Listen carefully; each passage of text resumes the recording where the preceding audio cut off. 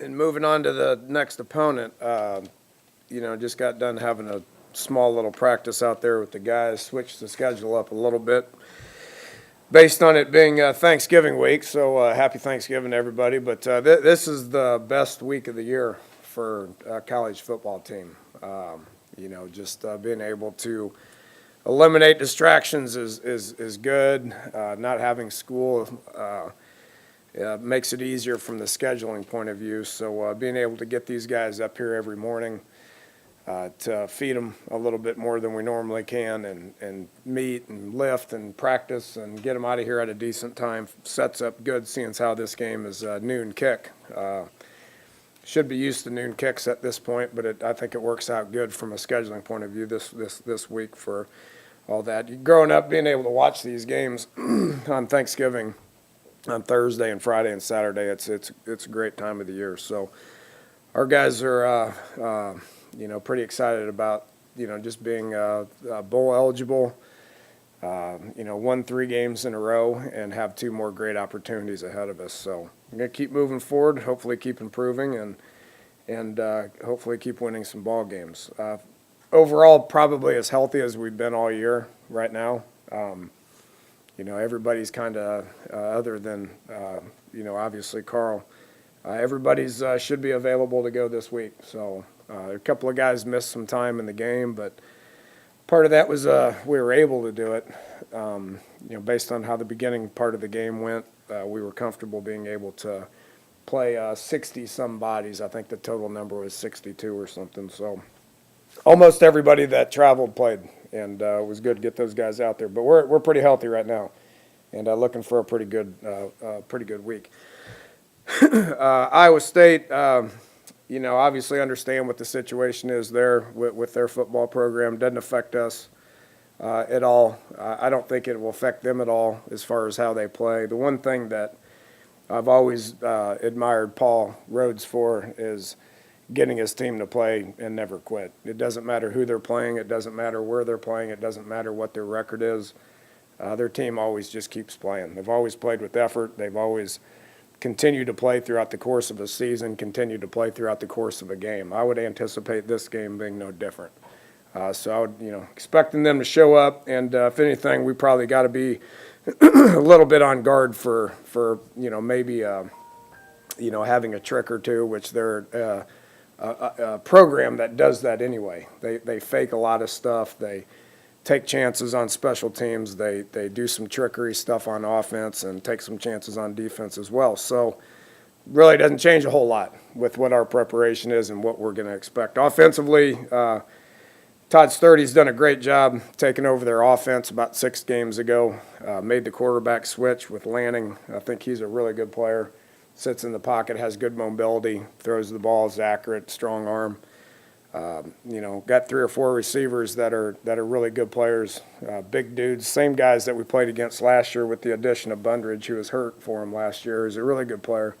And then the freshman back, Warren, is a difference maker. He's right there, top 3, 4 in the conference, over 100 yards a game. He's a good player, and a bunch of seniors on the O-line. They have 5 of their 6 guys up front, including their tight end, are all seniors. So same guys that we faced the last couple of years, but they're moving the ball well, and they're doing a good job offensively. They typically start fast and jump up on some teams. They have pretty much each and every game. So we'll be expecting them to start fast and not quit throughout the course of a game. Defensively, same guys that coaching wise that they've had. Have switched up their scheme a little bit, but have done that since game 1 this year. Typical Iowa State defense, they're very sound. They don't take a ton of chances and mix things up too much, but they're very sound in what they do. Got a couple of new faces mixed in with a lot of the older guys that they've played with over the last couple of years. We've had very competitive games against them. And our offense has got our work cut out for it, trying to figure out what these guys got going on. Special teams, solid in every phase. Probably top to bottom as good at any special teams as we've faced all year. The one that stands out's their punt return. They're average a third in the country or something like that. But and got a couple of good guys back there. Their scheme has been problematic over the last couple of years. They put 2 guys back there and try to, spread you from sideline to sideline, and do a good job with that. Their coverage units are really good. Their punt team covers well. Their kickoff team covers well. And like I said, they'll take some chances, so we need to be on high alert with that. So it's kind of the initial thoughts with Iowa State, but looking forward for a good day for our seniors. There'll be a lot of talk about these guys and what they've done for the program over the last 4 years. This senior class was instrumental in the transition into the Big 12. These guys have been there from day one of Big 12 play. So, it's our job as coaches and players, not counting the seniors, to put those seniors in a position to be able to enjoy their senior day. One last time on Mountaineer Field is going to be very important to these guys. It's going to be important to me to send them out on top with a victory and be able to sing Country Roads here in the stadium one last time. So that gives us plenty of motivation to prepare the right way and to play the right way as well. So with that, I'll take some questions. You mentioned Iowa State starting fast. What enables some teams to be able to do that better than others? Oh, I don't know. Momentum's a good one on that. I mean, you get some momentum and they capitalize on it. If you knew the answer, everybody'd do it. I don't know what the answer is to starting fast. There's been some games where we've started fast. There's been some games where we've had to settle in before we got going. So, being prepared and being in the right frame of mind and catching some early breaks and capitalizing on it with some momentum. I don't know if there's a magic formula. Touched on the switch with the coordinator. Have you seen any change in what they've done since they made the switch offensively? Nah, you can't really change things too much. You got to keep rolling with what you're doing, maybe how it's called a little differently, but they look relatively the same. I've seen them against, I've studied their offense against Kansas and Texas Tech and TCU, for earlier in the year when we were preparing for those teams, Iowa State had already played them, and they were one of the games that we would we would focus on. They're pretty similar to what we do. I mean, they're getting 11 personnel and play 2 backs and go 10 personnel and throw it and run it and all that. So they're really pretty similar with what we do offensively. So, I've got a history with their coordinator. We've talked a lot, and I think he's done a good job with them. Dana, obviously, it's a business with coaching, but it's also a fraternity. Paul Rhoads, the guy who coaches in your home state. What was your reaction when you heard the news on Sunday?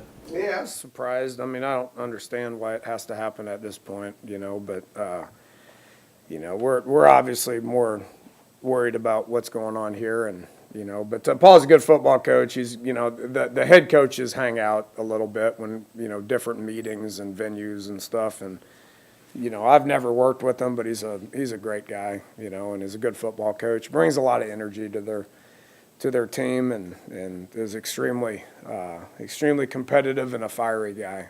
But it's just part of the profession. I mean, you're seeing it. This year seems like it could be, pretty tough, for a lot of coaches. But it can't affect what we're doing. Won't affect what we're doing. We'll keep moving forward, and they're the next team on the schedule that we got to prepare for.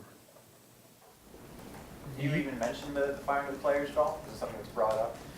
No, it's not something that affects us. I mean, it's just not. You can say, well, it's not fair or whatever it is. I don't know. I mean, it's just that what's happening there is going to happen there. My job is to give our team information and what they need to be prepared to be able to win the game this Saturday. So, we've already met and talked about it, but it's not going to get brought up again, and it doesn't need to be brought up to them with y'all. It doesn't affect what they do. That said, do you have to be prepared for them to throw caution to the wind a little bit, saying, well, what the heck? Well, that was my purpose of talking with them. We met this morning and then practiced and met again on the field. But we understand that we need to be on high alert for them doing different things. You know, they don't have to be as cautious as, say, some teams would be. So we need to be on high alert for that. Be ready for anything. It's part of the preparation of getting ready to play a football game. You said everybody was probably able to play this weekend. How did Shelton bounce back? Oh, he's fine. He's fine. I think it's the first time he ever got hit like that. Yeah, I went out there on the field and kind of looked at him and said, "What's wrong?" And he just said, "I've never been hit like that." I said, "Well, just get up." You know, and he did, and he was fine. So he was good out there today. Yodney, even Practice today. It should be closer. You know, I doubt at this point he can get into the starting lineup, you know, because of the switch and Marcel playing well and Marquise playing well. But, you know, having the depth is incredibly important. You know, you obviously really like Kyler. You talked a bunch about your guards, but I think Marquise has played the most snaps. He started full tackle positions, and here as I can tell, he played really well. Not gotten a lot of recognition. Well, he looked really bad giving up that one sack or that one hit. You know, Marquise is one of my favorite guys. I mean, he's been here for a long time. He's going on his fifth year senior. Inspirational guy. Is got lots of energy. You know, proud of the player that he's turned into. You know, so he is a 2-year starter now. So that's what you really want out of a lineman. You know, there's guys that are ready to play early and you know, end up playing 3 and 4 years, but that's kind of rare, you know. So a guy like Marquise, you know, he's going to get his degree here in December, you know, leave here. I know he wants to try to play in the NFL, which you have that opportunity, and we'll leave an alumni of West Virginia University, so I'm proud of where he's at. What did you say? I guess anything to Wendell after he was able to kind of break through and get that first touchdown of the season? So I'm glad you could score. He goes, "I've known I can score all along." I said, "We'll do it more." And I think he did it one more time after that. When you talked about him at a Big 12 media days back in July, I think you had said he was the most or one of the most dynamic guys you had coached in your time here. When you said that, did you have this kind of the season with him getting 1,200 yards through 10 games and doing what he has? Did you have this kind of a season in mind? I didn't know if he had the ability to be able to do it consistently like that. I didn't know we were going to be averaging 50 rushes a game either. You know, so that's what we're doing offensively has helped Wendell as well. I knew he was a great back. I mean, you know, that's why he was at media days. Be able to do it consistently over 10 games now has been fun to watch. You know, proud of him for that. I got no reason to think he's not going to continue to do that. You know, the versatility is what has always stood out with him, and you know, being so important, being a run between the tackles guy has diminished some of those ways that we've used him because we haven't had to. And he's been able to handle it. So it hasn't turned out exactly like I thought it would, but not surprised of his success at all. Now that you have rushed the ball 50 times per game or whatever, do you think big picture-wise this gives you guys the best chance to win the conference or compete for a conference title going forward? Yeah, absolutely. You know, I mean, absolutely. We got to continue to, you know, run the ball effectively, but continue to get better intermediate passing games as opposed, you know, in addition to that with big play potential. You know, we missed 4 over-the-top throws, and, you know, the wind has something to do with it. You can say it does, or you can say it doesn't. I mean, it does. I mean, it's the first time I told Skyler that you can't overthrow number 1 or number 5. And he hadn't all year. Well, when we had that wind behind him, those things sailed. So, you know, being able to ground it out like we have here recently, you know, makes a difference in being able to win those games. There's no question. But then you're going to have those times where you got to hit that big play, and you got to be good in the intermediate passing game. We're not where I feel like we should be or will be when it comes to that. Moving forward this week, next week, bowl game, you know, next year. How would you characterize the senior class as a group and what they've been through? I mean, it seems to me like the senior class has gone through a lot injury-wise and the likes. Committed, committed more than anything, committed to WVU, committed to being a Mountaineer. This program, they're proud of where they're at, and they're a close, tight-knit senior class. So I think 20 years from now, you'll see a lot of these guys coming back hanging out together. And they're resilient, from overcoming some of the injuries that they've overcame is big. But they're the inspiration for our whole team right now. They're the backbone with going back from coaching changes to conference transitions, developing the program. It's meant a lot to them. It's meant a lot to me that they've stuck it out and they've never wavered, and they've continued to work their tail off each and every day. So I'm proud of this class. Dana, You what, mentioned it a little bit, this being one of the best weeks for football because there's no distractions. But, obviously these guys are here, they're locked in, they can't go home to their families for Thanksgiving. What do? Do you have any kind of team dinner? They go to position coaches' houses for typical Thanksgiving? Yeah, they're different things. There's different things. We'll go to a movie tomorrow just to do as something as a group. We'll have a family Thanksgiving dinner here on Wednesday where, they're all here, and coaches and families and stuff will be here as well. I let them go where they want to on Thursday. Some of them will go home. If you could, they'll get about 24 hours off from Thursday when we're done here until Friday, where we reconvene and go through a Friday schedule where we travel and all that. So a lot of them will go home. A lot of them will have their own dinner. Each and every one, all the coaches will have their own dinners, and there'll be players go to different houses and stuff like that. So we'll make sure that every one of them has a place to go.